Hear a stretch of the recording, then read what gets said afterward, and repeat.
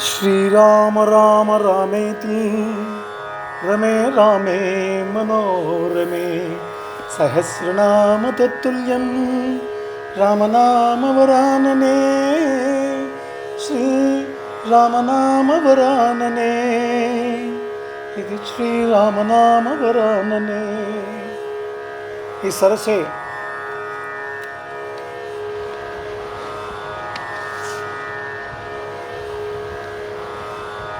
शिवजी पार्वती जी को मनु और शतरूपा की बड़ी तपस्या का वर्णन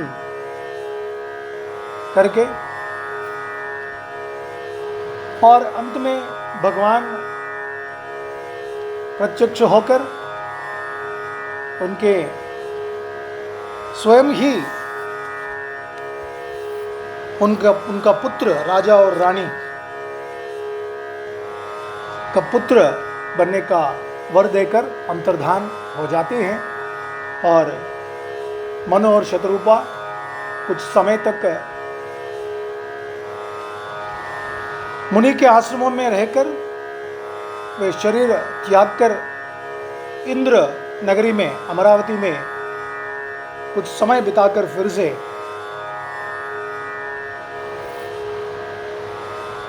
ये जन्म लेते हैं। सुन मुनि कथा पुनीत पुरानी जो गिरिजा प्रति शंभु बखानी। हे मुनि, वह पवित्र और प्राचीन कथा सुनो जो शिवजी ने पार्वती से कही थी। संसार में प्रसिद्ध एक कई देश हैं, वहाँ सत्यकेतु नाम का राजा रहता था, वह राज्य करता था वहाँ का कई देश के राजा। धर्म धुरंधर नीति निधाना तेज प्रतापशील बलवाना।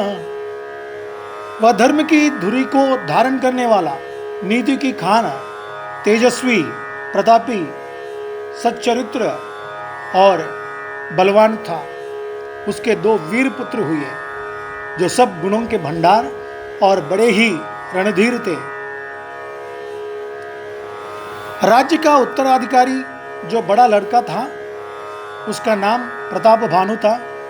दूसरे पुत्र का नाम अरिमर्दन था जिसकी भुजाओं में अपार बल था और जो युद्ध में पर्वत के समान अटल रहता था। भाई भाई में बड़ा मेल और सब प्रकार के दोषों और छलों से रहित सच्ची प्यार थी। राजा ने जेठे पुत्र को राज्य दे दिया और आप भगवान के लिए वन को चल दिया।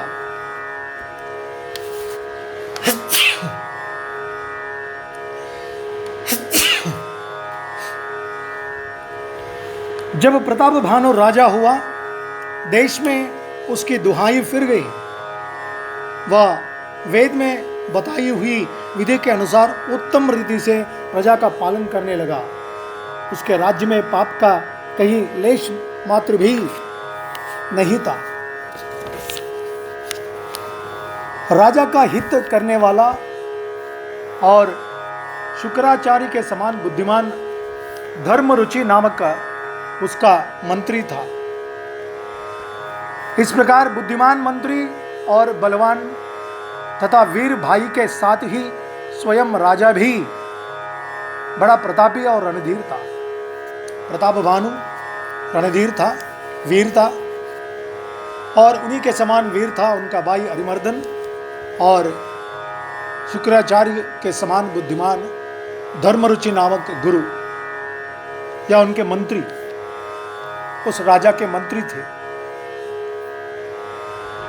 साथ में अपार चतुरंगिणी सेना थी जिसमें असंख्य योद्धा थे जो सबके सब रण में जूझ मरने वाले थे। अपनी सेना को देखकर राजा बहुत प्रसन्न हुआ और घमाघम नगाड़े बजने लगे। दिग्विजय के लिए सेना सजाकर वह राजा शुभ दिन शुभ मुहूर्त साधकर और डंका बजाकर चला। जहां तहां बहुत सी लड़ाइयां हुई, उसने सब राजाओं को बलपूर्वक जीत लिया। अपनी शक्ति से भूतल पर जितने भी राजा लोग थे उनको पूरा हरा दिया और दिग्विजय हो गए। अपनी भुजाओं के बल से उसने सातों द्वीपों को वश में कर लिया और राजाओं से दंड ले लेकर उन्हें छोड़ दिया, कर लेकर छोड़ दिया, लगान लेकर छोड़ दिया। संपूर्ण पृथ्वी मंडल का उस समय प्रताप भानु ही एकमात्र चक्रवर्ती राजा था। प्रताप भानु एकमात्र चक्रवर्ती राजा। संसार भर को अपनी भुजाओं के बल से वश में करके राजा ने अपने नगर में प्रवेश किया। राजा अर्थ, धर्म और काम आदि के सुखों का समयानुसार सेवन करता था।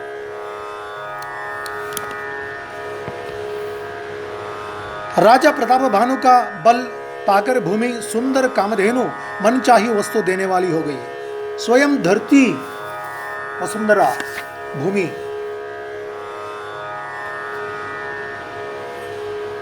कामधेनु बन गई। प्रजा जो चाहती थी वह प्रजा को देने लगी थी भूमि। प्रजा सब दुखों से रहित और सुखी थे और सभी स्त्री पुरुष सुंदर और धर्मात्मा थे। धर्मरुचि मंत्री का श्रीहरि के चरणों में प्रेम था। वह राजा के हित के लिए सदा उसको नीति सिखाया करता था। राजा गुरु, देवता, संत, पितर और ब्राह्मण इन सब की सदा सेवा करता रहता था। राजा इस प्रकार सबकी सेवा करने वाला था। वेदों में राजाओं के जो धर्म बताए गए हैं, राजा सदा आदर पूर्वक और सुख मानकर उन सब का पालन करता था। प्रतिदिन अनेक प्रकार के दान देता और उत्तम शास्त्र, वेद और पुराण सुनता था। उसने बहुत सी बावलियां, कुएं, तालाब, फुलवाड़ियां, सुंदर बगीचे, ब्राह्मणों के लिए घर और देवताओं के सुंदर विचित्र मंदिर सब तीर्थों में बनवाए थे। वेद और पुराणों में जितने प्रकार के यज्ञ कहे गए, राजा ने एक एक करके उन सब यज्ञों को प्रेम सहित हजार हजार बार किया। कौन? राजा प्रताप भानु। हृदय में किसी फल की टोह कामना ना थी। राजा बड़ा ही बुद्धिमान और ज्ञानी था। वह ज्ञानी राजा कर्म, मन और वाणी से जो कुछ भी धर्म करता था सब भगवान वासुदेव के अर्पित करके करता था। एक बार वह राजा एक अच्छे घोड़े पर सवार होकर शिकार का सब सामान सजाकर विंध्याचल के घने जंगल में गया और वहां उसने बहुत से उत्तम उत्तम हिरण मारे। आखेट खेला था प्रताप भानु राजा। राजाओं का तो शौक ही होता है आखेट करना। उस आखेट में विंध्या प्रांत के जंगलों में आखेट करते समय कई उत्तम हिरणों को उसने मार दिया। राजा ने वन में फिरते हुए एक सूअर को देखा। दांतों के कारण वह ऐसा दिख पड़ता था मानो चंद्रमा को ग्रसकर मुंह में पकड़कर राहु वन में आ छिपा हो, ऐसा लगता था। जैसा राहु चंद्रमा को ग्रस्त के अपने मुंह से पकड़कर उस विंध्याचल के जंगलों में निवास करने आया था, ऐसा दिखाई पड़ रहा था। चंद्रमा बड़ा होने से उसके मुंह में समाता नहीं है और मानो क्रोधवश वह भी उसे उगलता नहीं है। कोल कराल दसन छबी गई, तन विशाल पीवर अधिकाई। यह तो सूअर के भयानक दांतों की शोभा कही गई।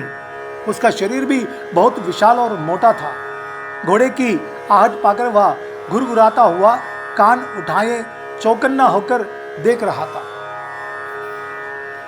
नील महीधर शिखर सम देख विशाल बराहु, चपर चले वो हाय सुटुकी, नृपुहान की न हो ये निबाह। नील पर्वत के शिखर के समान विशाल शरीर वाले उस सूअर को देखकर राजा घोड़े को चाबुक लगाकर तेजी से चला और उसने सुअर को ललकारा कि अब तेरा बचाव नहीं हो सकता।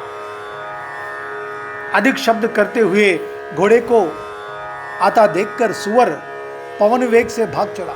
राजा ने तुरंत ही बाण को धनुष पर चढ़ाया। सुअर बाण को देखते ही धरती में दुबक गया। तक तक तीर महिष चलावा, करी छल सुअर शरीर बचावा। राजा तक तक कर तीर चलाता है, परंतु सुअर चल करके शरीर को बचाता जाता है। वह पशु कभी प्रकट होता और कभी छिपता हुआ भागा जाता था, और राजा भी क्रोध के वश उसके साथ लगा चला जाता था, पीछे पीछे जा रहा था। सुअर बहुत दूर ऐसे घने जंगल में चला गया जहां हाथी घोड़े का निवाह नहीं था। राजा बिल्कुल अकेला था और वन में क्लेश भी बहुत था, फिर भी राजा ने उस पशु का पीछा नहीं छोड़ा। राजा को बड़ा धैर्यवान देखकर सुअर भागकर पहाड़ की एक गहरी गुफा में जा घुसा। उसमें जाना कठिन देखकर राजा को बहुत पछताकर लौटना पड़ा, पर उस घोर वन में वह रास्ता भूल गया। बहुत परिश्रम करने से थका हुआ और घोड़े समेत भूख प्यास से व्याकुल राजा नदी तालाब खोजता खोजता पानी बिना बेहाल हो गया था। वन में फिरते फिरते उसने एक आश्रम देखा।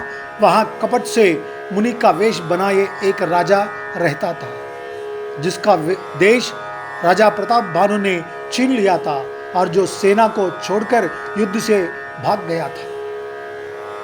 प्रताप भानु का समय जानकर और अपना कुसमय बुरे दिन अनुमान कर उसके मन में बड़ी ग्लानि हुई। इससे वह न तो घर गया और न अभिमानी होने के कारण राजा प्रताप भानु से ही मिला। दरिद्र की भांति मन ही में क्रोध को मारकर वह राजा तपस्वी के वेश में वन में रहता था। उस स्थान में वह एक तपस्वी के वेश में तपस्या करते रहा था। राजा प्रताप भानु उसी के पास गया। उसने तुरंत पहचान लिया कि यह प्रताप भानु है। राजा प्यासा होने के कारण व्याकुलता में उसे पहचान ना सका। राजा को ढोंगी तपस्वी ने पहचान लिया, लेकिन राजा ने उस ढोंगी तपस्वी को पहचाना नहीं। सुंदर वेश देखकर राजा ने उसे महामुनि समझा और घोड़े से उतरकर उसे प्रणाम किया, परंतु बड़ा चतुर होने के कारण राजा ने उसे अपना नाम नहीं बतलाया। राजा को प्यासा देखकर उसने सरोवर दिखला दिया। हर्षित होकर राजा ने घोड़े सहित उसमें स्नान और जलपान किया। राजा ने तुरंत उस तालाब में उतरकर स्नान कर लिया और जलपान भी कर लिया। सारी थकावट मिट गई। सारी थकावट राजा की तो मिट गई, दूर हो गई। तब तपस्वी उसे अपने आश्रम में ले गया और सूर्यास्त का समय जानकर उसने राजा को बैठने के लिए आसन दिया। फिर वह तपस्वी कोमल वाणी से बोला, तुम कौन हो? सुंदर युवक होकर जीवन की परवाह न करके वन में अकेले क्यों फिर रहे हो? तुम्हारे चक्रवर्ती राजा के से लक्षण देखकर मुझे बड़ी दया आती है। राजा ने कहा, हे मुनीश्वर सुनिए, प्रताप भानु नाम का एक राजा है, मैं उसका मंत्री हूं। शिकार के लिए फिरते हुए राह भूल गया हूं। बड़े भाग्य से यहां आकर मैंने आपके चरणों में दर्शन पाया। प्रताप भानु ने अपना नाम नहीं बताया, मैं उनका मंत्री हूं, राजा प्रताप भानु का मंत्री हूं। आखेट खेलते खेलते इस जंगल में रास्ता भटक गया और आपके चरणों में आकर रह गया, ऐसा कह दिया था। हमें आपका दर्शन दुर्लभ था, इससे जान पड़ता है कुछ भला होने वाला है। मुनि ने कहा, हे तात, अंधेरा हो गया, तुम्हारा नगर यहाँ से 70 योजन पर है। 70 योजन पर है आपका नगर, आपका शहर। निशा गोर गंभीर बन पंतु न सुनहु सुजान, बसहु आज अस जान तुम जायहु होत बिहान। हे सजान, हे सज्जन सुनो, घोर अंधेरी रात है, घना जंगल है, रास्ता नहीं है, ऐसा समझकर तुम आज यही ठहर जाओ, सवेरा होते ही चले जाना। तुलसी जसी भव तब्यता तैसी मिलई सहाय, आपुन आवई ताहि पही ताहि तहां ले जाई। तुलसीदास जी कहते हैं जैसी भवितव्यता होनहार होती है वैसी ही सहायता मिल जाती है, या तो वह आप ही उसके पास आती है या उसको वहां ले जाती है। जो होनहार होता है उसका भला वही करता है। हे नाथ बहुत अच्छा, ऐसा कहकर और उसकी आज्ञा सिर चढ़ाकर घोड़े को वृक्ष से बांधकर राजा बैठ गया। राजा ने उसकी बहुत प्रकार से प्रशंसा की और उसके चरणों की वंदना करके अपने भाग्य की सराहना की। फिर सुंदर कोमल वाणी से कहा, हे प्रभु, आपको पिता जानकर मैं डिटाई करता हूं। हे मुनीश्वर, मुझे अपना पुत्र और सेवक जानकर अपना काम विस्तार से बतलाइए। अपना काम, अपना नाम, अपना धाम विस्तार से मुझे बतलाइए। ऐसा मुनीश्वर ने कहा। राजा ने उसको नहीं पहचाना, पर वह राजा को पहचान गया था। राजा तो शुद्ध हृदय था और वह कपट करने में चतुर था। मुनीश्वर कपट करने में चतुर था। एक तो बहिरी, फिर जाति का क्षत्रिय, फिर राजा। वह चल चल से अपना काम बनाना चाहता था। चल के बल से वह अपना कार्य पूरा करना, सिद्ध करना चाहता था।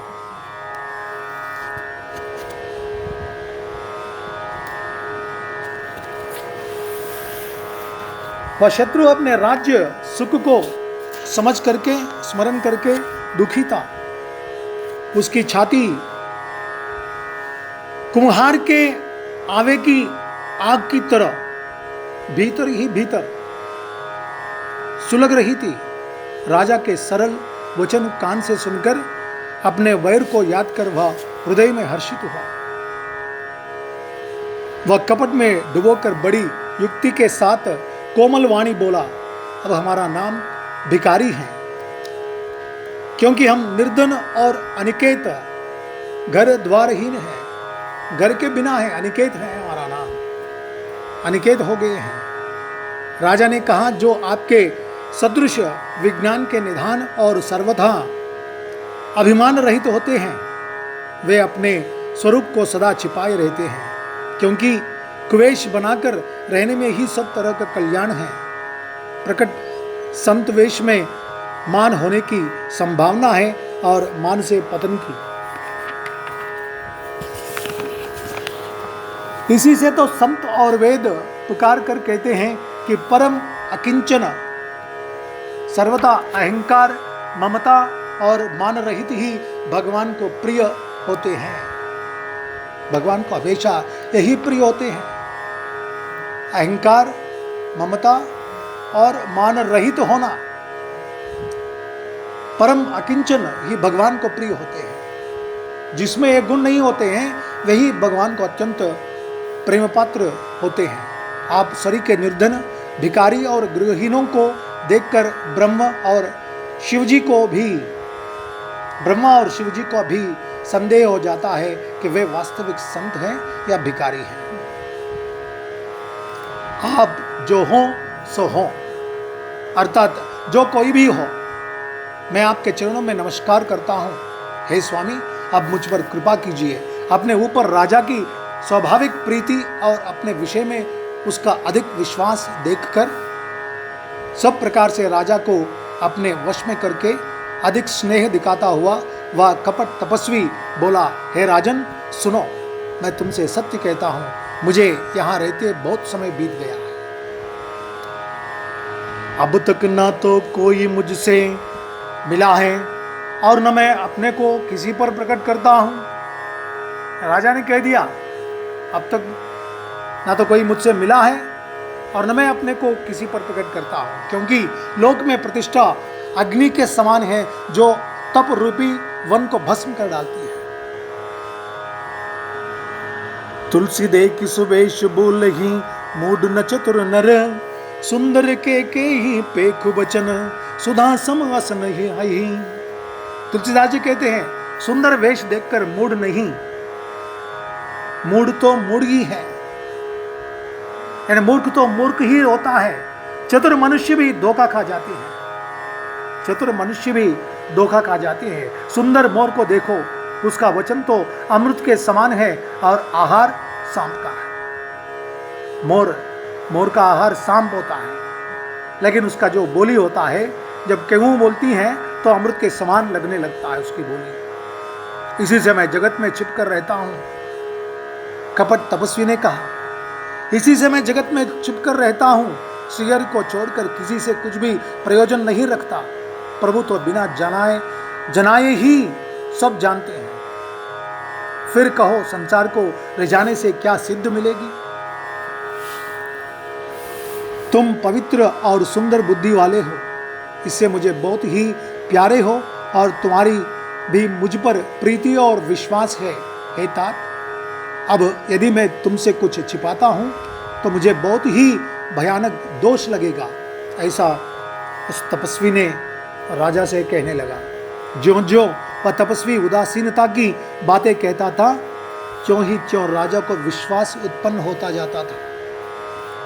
एक कपटी जितना कपट से वह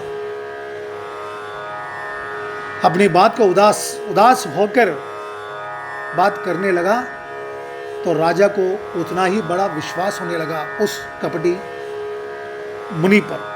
जब उस बगले की तरह ध्यान लगाने वाली मुनि ने राजा को कर्म, मन और वचन से अपने वश में जाना, तब वह बोला। मुनि ने जान लिया, राजा मेरे वश में हो गए। मैं जो बोलता हूं वो यह राजा सुन रहा है, तो मैं अवश्य ही ये मेरे वश में आ गए, राजा बोलकर सोचने लगा था। हे भाई, हमारा नाम एकतनु है। मुनीश्वर बोलने लगा, नाम हमार एकतन भाई, सुनि नृप बोले वो पुनि सिरु नाई, कगु नाम कर अरत बखानी, मोहि सेवक गति आपन जानी। हे भाई, हमारा नाम एकतनु है। यह सुनकर राजा ने फिर सिर नवाकर कहा, मुझे अपना अत्यंत अनुरागी सेवक जानकर अपने नाम का अर्थ समझकर कहिए। कपटी मुनि ने कहा, जब सबसे पहले सृष्टि उत्पन्न हुई थी तभी मेरी उत्पन्न हुई थी, तब से मैंने फिर दूसरी देह नहीं धारण की, इसी से मेरा नाम एकतनु है। ऐसा कपटी मुनि कहने लगा था राजा को अपने वश में देखकर। हे पुत्र, मन में आश्चर्य मत करो, तब से कुछ भी दुर्लभ नहीं है। तब के बल से ब्रह्मा जगत को रचते हैं, तब ही के बल से विष्णु संसार का पालन करने वाले हैं। तब ही के बल से रुद्र यानी कि शिवजी संहार करते हैं। संसार में कोई ऐसी वस्तु नहीं जो तप से ना मिल सके। यह सुनकर राजा को बड़ा अनुराग हुआ। तब वह तपस्वी पुरानी कथाएं कहने लगा। कर्म धर्म इतिहास अनेका, करगी निरूपण भरत विवेका, उद्भव पालन प्रलय कहानी, कहे सी अमित आचरज बखानी। कर्म धर्म और अनेकों प्रकार के इतिहास कहकर वह वैराग्य और ज्ञान का निरूपण करने लगा। सृष्टि की उत्पत्ति, पालन यानी कि स्थिति और संहार यानी कि प्रलय की अपार आश्चर्य भरी कथाएं उसने विस्तार से कहना शुरू कर दिया था। राजा सुनकर उस तपस्वी के वश में हो गए और तब वह उसे अपना नाम बताने लगा। तपस्वी ने कहा, राजन, मैं तुमको जानता हूं, तुमने कपट किया, वह मुझे अच्छा लगा। राजा ने भी इस कपट मुनि के वचनों को सुनकर उनके वश में आकर अपना नाम बता दिया और कपट मुनि ने कह दिया कि मैं अच्छी तरह से तुमको जानता हूं, तुमको पहचान लिया हूं, तुमने कपट किया, तब मुझे अच्छा लगा। अच्छा ही लगा बोलकर बोला, हे राजन सुनो, ऐसी नीति है कि राजा लोग जहां तहां अपना नाम नहीं कहते। तुम्हारी वही चतुराई समझकर तुम पर मेरा बड़ा प्रेम हो गया। तुम्हारी चतुराई देख मुझे बहुत प्रेम हो गया तुम पर। तुम्हारा नाम प्रताप भानु है। महाराज सत्यकेतु तुम्हारे पिता थे। हे राजन, गुरु की कृपा से मैं सब जानता हूं, पर अपनी हानि समझकर कहता नहीं। मैं सब कुछ जानता हूं, लेकिन मैं अपना हानि समझकर मैं कुछ नहीं कहता। हे तात, तुम्हारा स्वाभाविक सीधापन, सरलता, प्रेम, विश्वास और नीति में निपुणता देखकर मेरे मन में तुम्हारे ऊपर बड़ी ममता उत्पन्न हो गई है। इसलिए मैं तुम्हारे पूछने पर अपनी कथा कहता हूं। अब मैं प्रसन्न हूं, इसमें संदेह ना करना। हे राजन, जो मन को भावे वही मांग लो। सुंदर वचन सुनकर राजा हर्षित हो गया और मुनि के पैर पकड़कर उसने बहुत प्रकार से विनती की। हे दया सागर मुनि, आपके दर्शन से ही चारों पदार्थ यानी कि धर्म, अर्थ, काम और मोक्ष मेरी मुट्ठी में आ गए। तो भी स्वामी को प्रसन्न देखकर मैं यह दुर्लभ वर मांगकर शोक रहित हो जाऊं। ऐसा राजा ने उस कपट मुनि से कह दिया। मेरा शरीर वृद्धावस्था, मृत्यु और दुख से रहित हो जाए, मुझे युद्ध में कोई जीत न सके और पृथ्वी पर मेरा 100 कल्प तक एक छत्र अकंटक राज्य हो, ऐसा वर मांग लिया राजा ने। प्रताप भानु राजा ने उस कपट मुनि से वर मांग लिया। तपस्वी ने कहा, हे राजन, ऐसा ही हो, पर एक बात कठिन है, उसे भी सुन लो।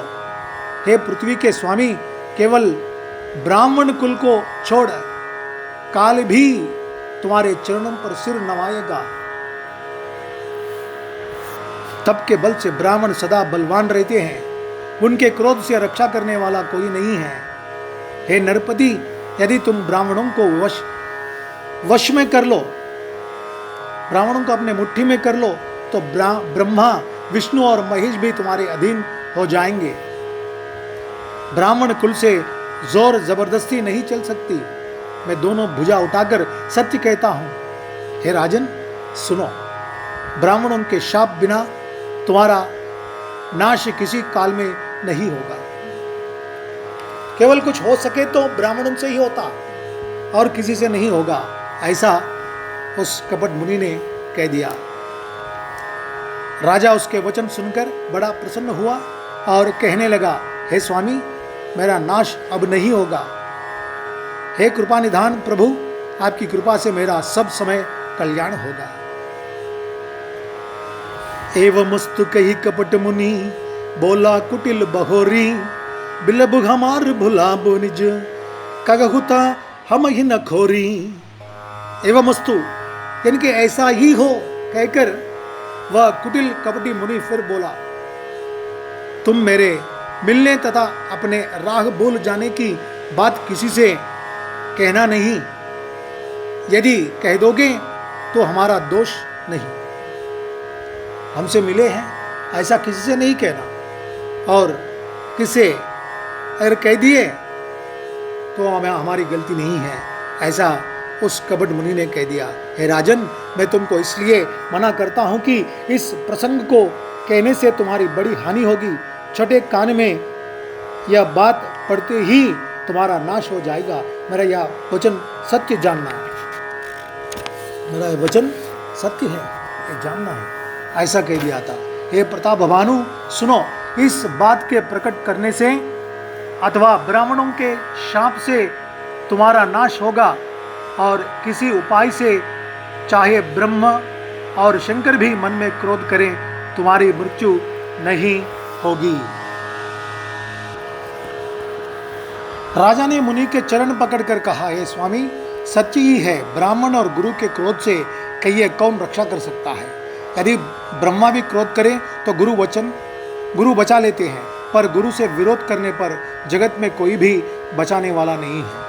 यदि मैं आपके कथन के अनुसार नहीं चलूँगा तो मेरा नाश हो जाए, मुझे इसकी चिंता नहीं है। मेरा मन तो है, हे प्रभु, एक ही डर से डर रहा है कि ब्राह्मणों का शाप बड़ा भयानक होता है।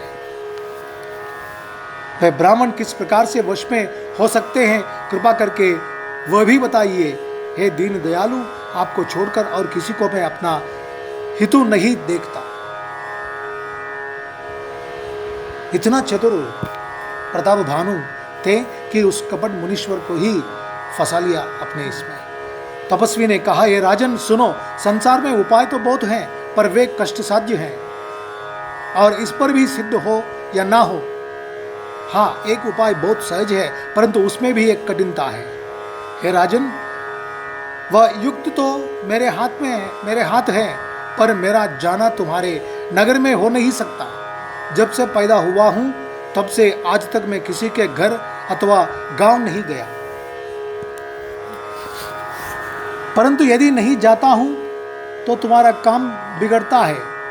आज यह बड़ा असमंजस आ पड़ा। यह सुनकर राजा कोमल वाणी से बोला, हे नाथ, वेदों में ऐसी नीति कही है कि बड़े लोग छोटों पर स्नेह करते ही हैं। पर्वत अपने सिरों पर सदा तृण यानी कि घास को धारण किए रहते हैं। अगाध समुद्र अपने मस्तक पर फेत को धारण करता है, और धरती अपने सिर पर सदा धूलि को धारण किए रहती है। ऐसा कहकर राजा ने मुनि के चरण पकड़ लिए और कहा, हे स्वामी, कृपा कीजिए, आप संत हैं, दीन दयालु हैं। हे प्रभु, मेरे लिए इतना कष्ट सही है। राजा को अपने अधीन जानकर कपट में प्रवीण तपस्वी बोला, हे राजन सुनो, मैं तुमसे सत्य कहता हूं, जगत में मुझे कुछ भी दुर्लभ नहीं है। मैं तुम्हारा काम अवश्य करूंगा, क्योंकि तुम मन, वाणी और शरीर से मेरे भक्त हो। पर योग, युक्ति, तप और मंत्र का प्रभाव तभी फलीभूत होता है जब वे छिपाकर किए जाते हैं। हे नरपति, मैं यदि रसोई बनाऊं और तुम उसे परोसो और मुझे कोई जानने ना पावे, तो उस अन्न को जो जो खाएगा सो तुम्हारा आज्ञाकारी बन जाएगा। यही नहीं, उन भोजन करने वालों के घर भी जो कोई भोजन करेगा, हे राजन सुनो, वह भी तुम्हारे अधीन हो जाएगा। हे राजन, जाकर यही उपाय करो और वर्ष भर का संकल्प कर लेना, भोजन कराने का संकल्प कर लेना। नित्य नए 1,00,000 ब्राह्मणों को कुटुंब सहित निमंत्रित करना, मैं तुम्हारे संकल्प तक प्रतिदिन भोजन बना दिया करूंगा। यानी तुम्हारे संकल्प यानी कि जो काल निर्णय कर लिया है, 1 वर्ष तक मैं प्रतिदिन भोजन बना दिया करूंगा तुम्हारे यहाँ। ऐसा कपट मुनि ने कह दिया। हे राजन, इस प्रकार बहुत ही थोड़े परिश्रम से सब ब्राह्मण तुम्हारे वश में हो जाएंगे, सब तुम्हारे पास खाएंगे और तुम्हारे वश में हो जाएंगे। ब्राह्मण हवन, यज्ञ और सेवा पूजा करेंगे, तो उस प्रसंग से देवता भी सहज ही वश में हो जाएंगे। मैं एक और पहचान तुमको बताए देता हूं कि मैं इस रूप में कभी ना आऊंगा। हे राजन, मैं अपनी माया से तुम्हारे पुरोहित को हर लाऊंगा, तब के बल से उसे अपने समान बनाकर 1 वर्ष तक यहाँ रखूंगा। और हे राजन सुनो, मैं उसका रूप बनाकर सब प्रकार से तुम्हारा काम सिद्ध करूंगा। रात बहुत बीत गई, अब सो जाओ। आज से 30वें दिन मुझसे तुम्हारी भेंट होगी, तब के बल से मैं घोड़े सहित तुमको सोते ही में घर पहुंचा दूंगा। ऐसा कह दिया था। मैं वही वेश धरकर आऊंगा। जब एकांत में तुमको बुलाकर सब कथा सुनाऊंगा, तब तुम मुझे पहचान लेना। राजा ने आज्ञा मानकर शयन किया और वह कपट ज्ञानी आसन पर जा बैठा। राजा थका था, नींद आ गई, पर वह कपटी कैसे सोता, उसे तो बहुत चिंता हो रही थी। वहां कालकेतु राक्षस आया, जिसने सुअर बनकर राजा को भटकाया था। वह तपस्वी राजा का बड़ा मित्र था और खूब छल प्रपंच जानता था। उसके 100 पुत्र और 10 भाई थे, जो बड़े ही दुष्ट, किसी से ना जीते जाने वाले और देवताओं को दुख देने वाले थे। ब्राह्मणों संतों और देवताओं को दुखी देखकर राजा ने उन सबको पहले ही युद्ध में मार डाला था। वो दुष्ट ने पिछला बैर याद करके तपस्वी राजा से मिलकर सलाह विचार षड्यंत्र किया और जिस प्रकार शत्रु का नाश हो वही उपाय रचा। भावी वश राजा प्रताप भानु कुछ भी ना समझ सका। तेजस्वी शत्रु अकेला भी हो तो भी उसे छोटा नहीं समझना चाहिए। जिसका सिर मात्र बचा था वह राहु आज तक सूर्य चंद्रमा को दुख देता है। तपस्वी राजा अपने मित्र को देख प्रसन्न हो उठकर मिला और सुखी हुआ। उसने मित्र को सब कथा कह सुनाई। तब राक्षस आनंदित होकर बोला, हे राजन सुनो, जब तुमने मेरे कहने के अनुसार काम कर लिया तो अब मैंने शत्रु को काबू में कर ही लिया। तुम अब चिंता त्याग सो रहो। विधाता ने बिना ही दवा के रोग दूर कर दिया। इस प्रकार से दोनों का षड्यंत्र फलित हो गया और कुल सहित शत्रु को जड़ मूल से उखाड़ बहाकर चौथे दिन में तुमसे आ मिलूंगा। तपस्वी राजा को खूब दिलासा देकर वह महामायावी और अत्यंत क्रोधी राक्षस चला। उसने प्रताप भानु राजा को घोड़े सहित क्षण भर में घर पहुंचा दिया। राजा को रानी के पास सुलाकर घोड़े को अच्छी तरह से घुड़साल में बांध दिया। राक्षस ने एक काम कर दिया। फिर वह राजा के पुरोहित को उठा ले गया और माया से उसकी बुद्धि को भ्रम में डालकर उसे उसने पहाड़ की कोह में ला रखा। वहां पर उस कपटी मुनि के आश्रम में लाकर रख दिया, गुफा में लाकर रख दिया। वह आप पुरोहित का रूप बनाकर उसकी सुंदर सेज पर जा लेटा।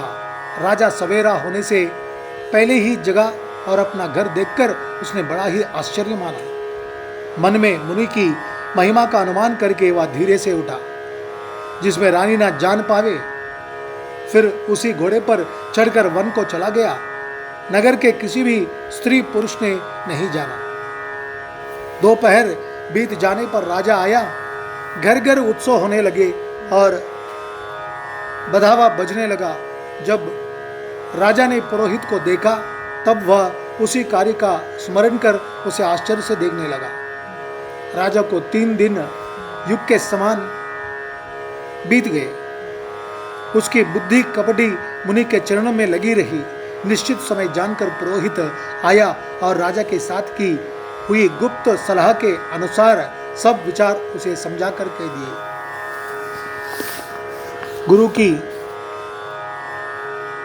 गुरु को पहचान कर राजा प्रसन्न हुआ। ब्रह्मवश उसे चेत न रहा। उसने तुरंत 1,00,000 उत्तम ब्राह्मणों को कुटुंब सहित निमंत्रण दे दिया। पुरोहित ने चरस और 4 प्रकार के भोजन, जैसा कि वेदों में वर्णन है, बनाए।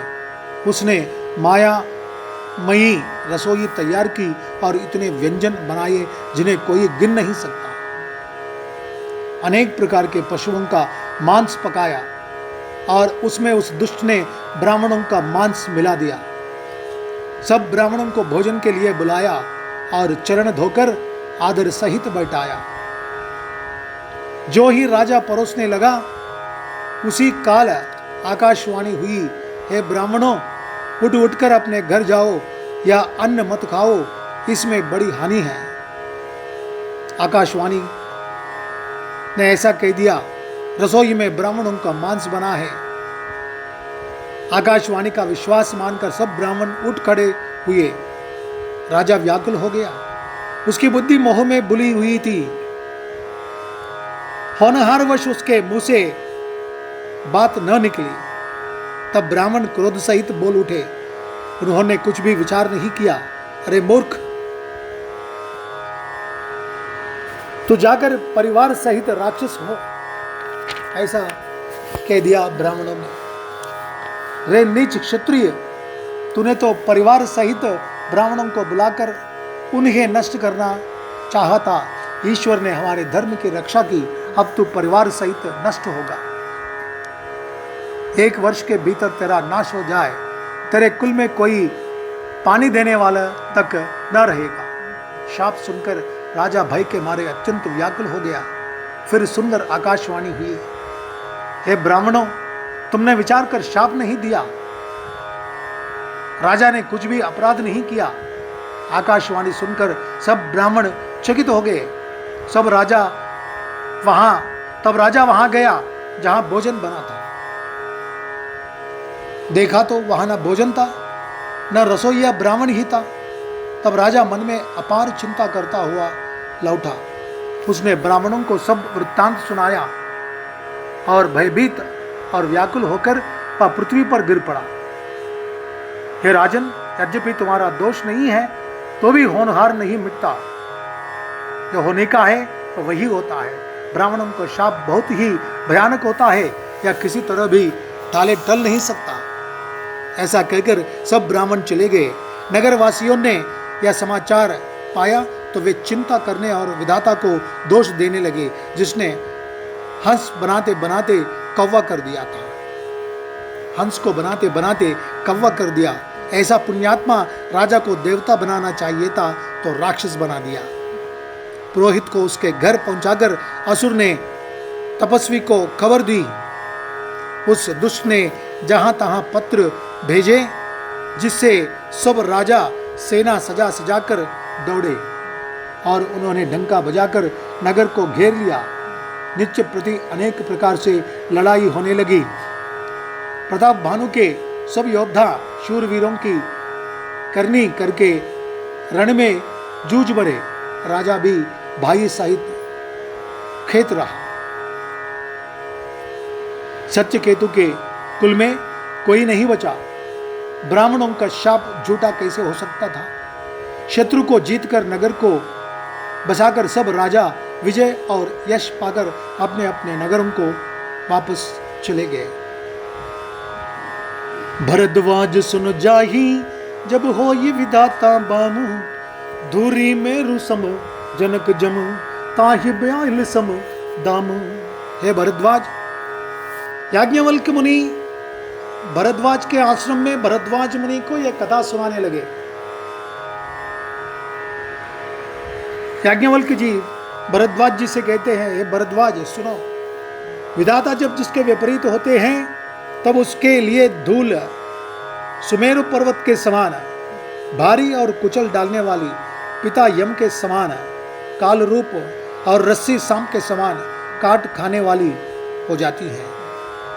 हे मुनि सुनो, समय पाकर वही राजा परिवार सहित रावण नामक राक्षस हुआ। वही राजा समय पाकर परिवार सहित रावण नामक राक्षस हुआ।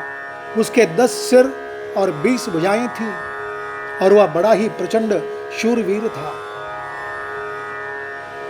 भूप गनज हरिमर्दन नामा, भयव सो कुंभकर्ण बलधामा, सचिव जो रहा धर्म रुचि जासु, भयव विमात्र बंधु लघुतासु। हरिमर्दन नाम को जो राजा का छोटा भाई था, वह बल का धाम कुंभकर्ण हुआ। उसका जो मंत्री था, जिसका नाम धर्मरुचि था, और रावण का सौतेला छोटा भाई हुआ।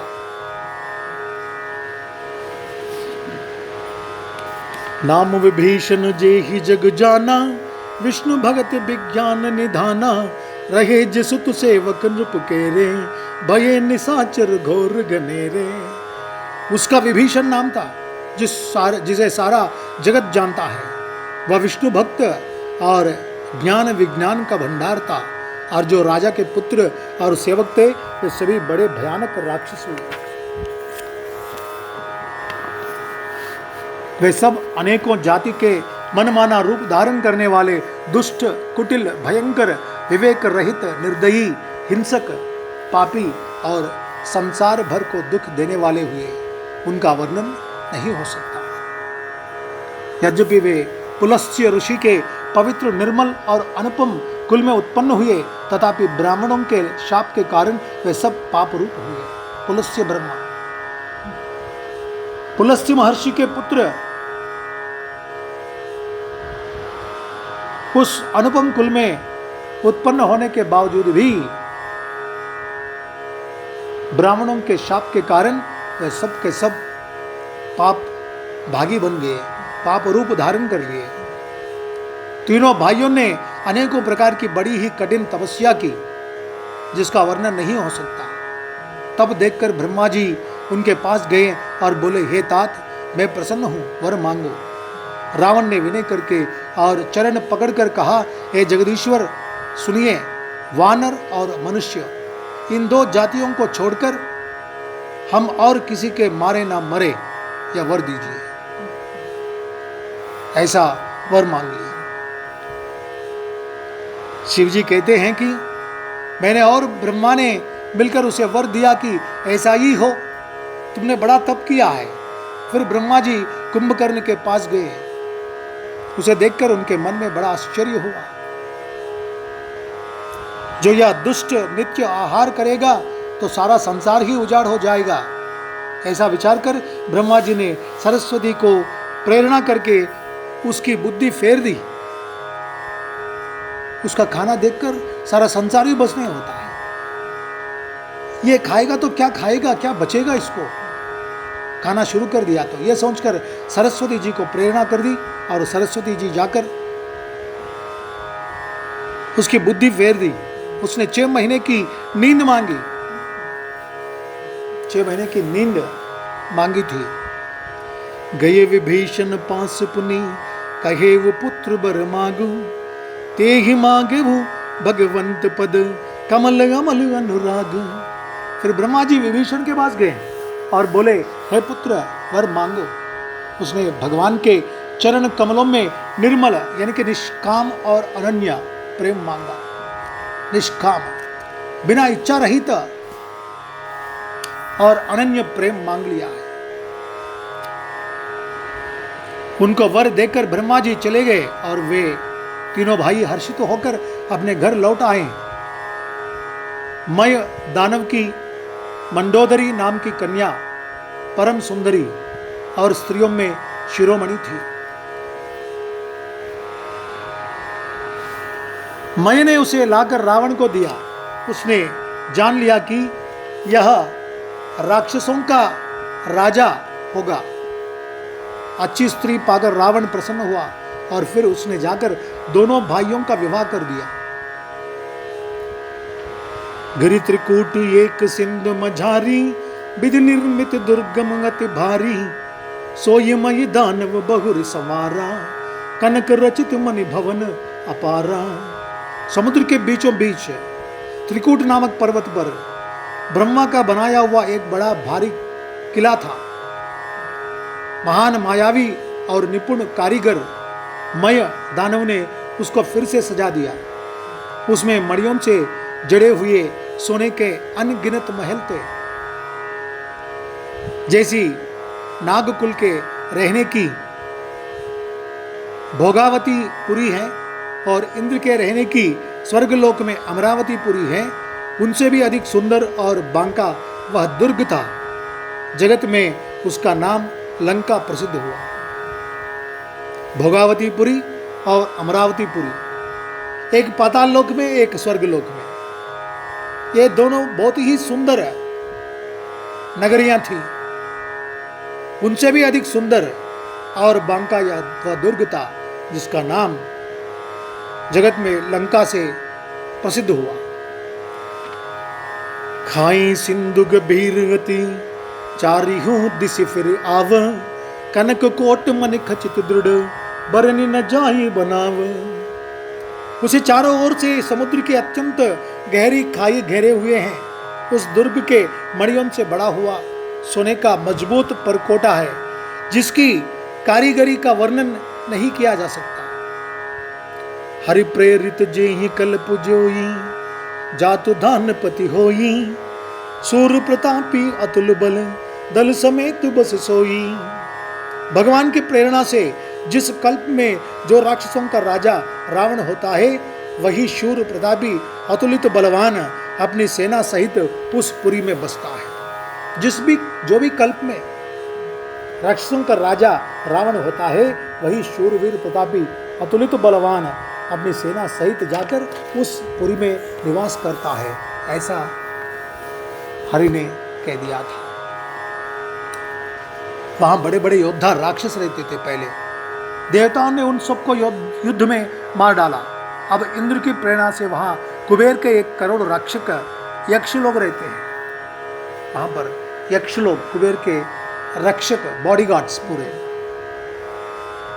कुबेर धन के पति और उनके 1 करोड़ रक्षक यक्ष लोग वहां पर निवास करते थे। रावण को कहीं ऐसी खबर मिली, तब उसने सेना सजाकर किले को जा घेरा। उस बड़े विकट योद्धा और उसकी बड़ी सेना को देखकर यक्ष अपने प्राण लेकर भाग गए। तब रावण ने घूम फिरकर सारा नगर देखा। उसकी स्थान संबंधी चिंता मिट गई और उसे बहुत ही सुख हुआ।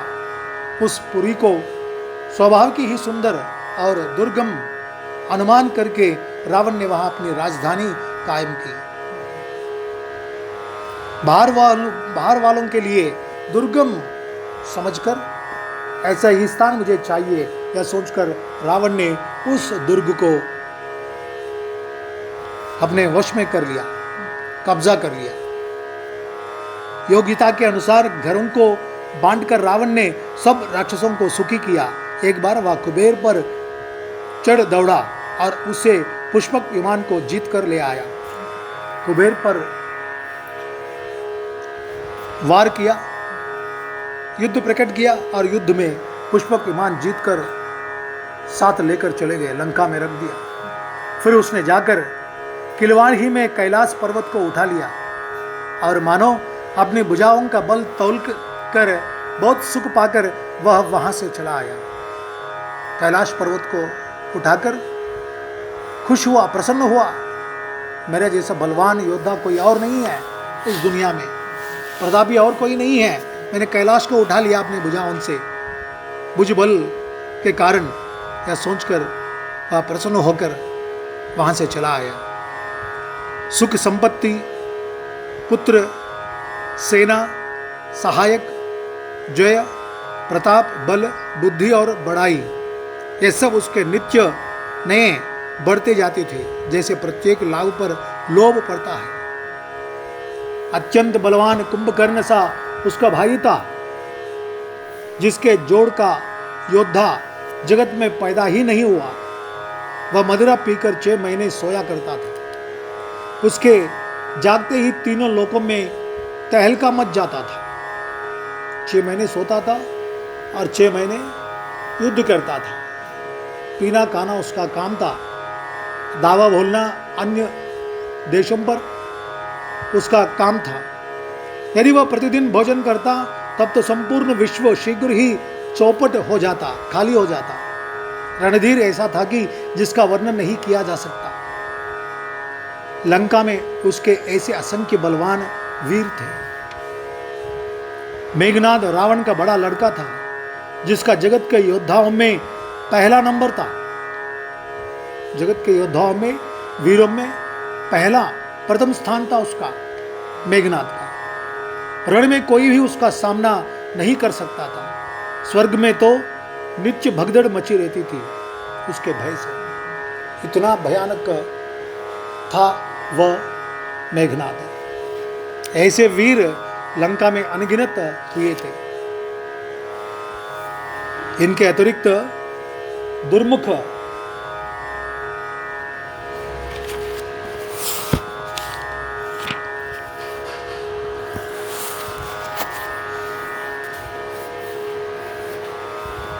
इस प्रकार इनके अतिरिक्त दुर्मुख, अकंपन, वज्रदंत, धूमकेतु और अतिकाय आदि ऐसे अनेक योद्धा थे जो अकेले ही सारे जगत को जीत सकते थे।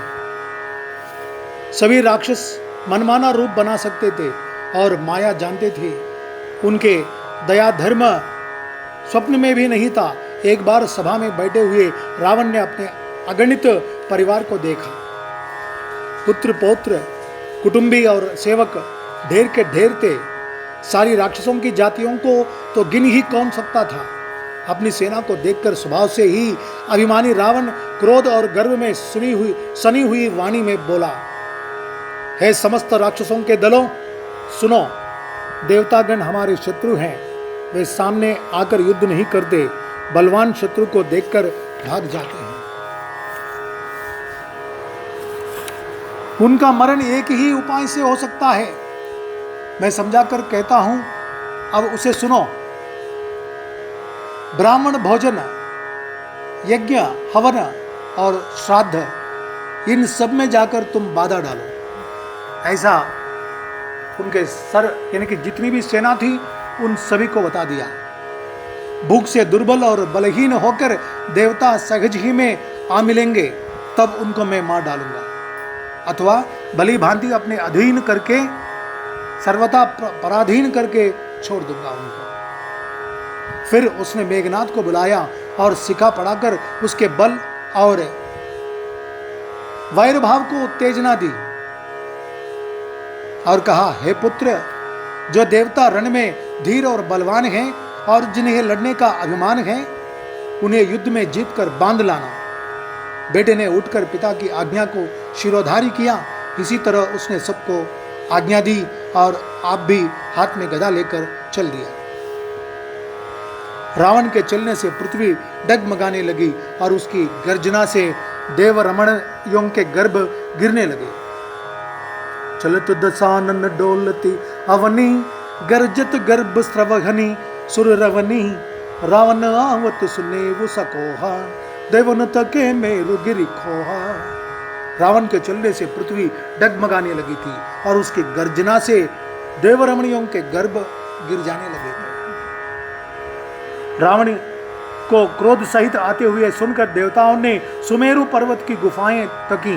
भागकर सुमेरु की गुफाओं का आश्रय लिया। दिक्पालकों के सारे सुंदर लोकों को रावण ने सुना पाया। वह बार बार भारी सिंह गर्जना करके देवताओं को ललकार ललकार कर गालियां देता था। रण के मध्य में मतवाला होकर वह अपनी जोड़ी का योद्धा खोजता हुआ जगत भर में दौड़ता फिरा, परंतु उसे ऐसा योद्धा कहीं नहीं मिला। सूर्य, चंद्रमा, वायु, वरुण, कुबेर, अग्नि, काल और यम आदि सब अधिकारी, किन्नर, सिद्ध, मनुष्य, देवता और नाग, सभी के पीछे वह हठपूर्वक पड़ गया। किसी को भी उसने शांतिपूर्वक नहीं बैठने दिया। ब्रह्मा जी की सृष्टि में जहां तक शरीरधारी स्त्री पुरुष थे, सभी रावण के अधीन हो गए। डर के मारे सभी उसकी आज्ञा का पालन करते थे और नित्य आकर नम्रता पूर्वक उसके चरणों में सिर नवाते थे। भुजबल विश्व बस्य करी, राखे सी को न स्वतंत्र, मंडलिक मन रावण, राज कर ये निज मंत्र। उसने भुजाओं के बल से सारे विश्व को वश में कर लिया, किसी को स्वतंत्र नहीं रहने दिया। इस प्रकार मंडलिक राजाओं का शिरोमणि सार्वभौम सम्राट रावण अपनी इच्छानुसार राज्य करने लगा। देवता, यक्ष, गंधर्व, मनुष्य, किन्नर और नागों की कन्याओं तथा बहुत सी अन्य सुंदरी और उत्तम स्त्रियों को उसने अपनी भुजाओं के बल से जीतकर ब्याह लिया, विवाह कर लिया। मेघनाथ से उसने जो कुछ कहा उसे उसने मानो पहले से ही कर रखा था, अर्थात रावण के कहने भर की देर थी। उसने आज्ञा पालन में तनिक भी देर नहीं की। जिनको रावण ने मेघनाथ से पहले ही आज्ञा दे रखी थी, उन्होंने जो करतूतें की उन्हें सुनो। सब राक्षसों के समूह देखने में बड़े भयानक, पापी और देवताओं को दुख देने वाले थे। वे आसुरों के समूह उपद्रव करते थे और माया से अनेकों प्रकार के रूप धारण करते थे। जिस प्रकार धर्म की जड़ कटे, वे वही सब वेद विरुद्ध काम करते थे। जिस जिस स्थान में वे गौ और ब्राह्मणों को पाते थे, उसी नगर, गांव और पूर्वे में आग लगा देते थे। कहीं भी शुभ आचरण नहीं होते थे। देवता, ब्राह्मण और गुरु को कोई नहीं मानता था। ना हरिभक्ति थी, ना यज्ञ, तप और ना ज्ञान था। वेद और पुराण तो स्वप्न में भी सुनने को नहीं मिलते थे। जप जोग विरागा तप मख, भागा श्रवण सुनई दस सीसा, आपुन उठ धावई रहे न पावई, दरि सब धालई खीसा। अस भ्रष्ट गचारा भा संसारा, धर्म सुनी नहीं काना। तेह बहु विधि त्रासई देश, निकासई जो कग वेद पुराना। जप, योग, वैराग्य, तप तथा यज्ञ में देवताओं के भाग पाने की बात रावण कहीं कानों से सुन पाता तो उसी समय स्वयं उठ दौड़ता, कुछ भी रहने नहीं पाता। वह सबको पकड़कर विध्वंस कर डालता था। संसार में ऐसा भ्रष्ट आचरण फैला गया कि धर्म तो कानों में भी सुनने में नहीं आता था। जो कोई वेद और पुराण कहता उसको बहुत तरह से त्रास देता और देश से निकाल देता था। राक्षस लोग जो घोर अत्याचार करते थे उसका वर्णन नहीं किया जा सकता। हिंसा पर ही जिनकी प्रीति है उनके पापों का क्या ठिकाना। इस प्रकार से संत सज्जनों पर राक्षसत्व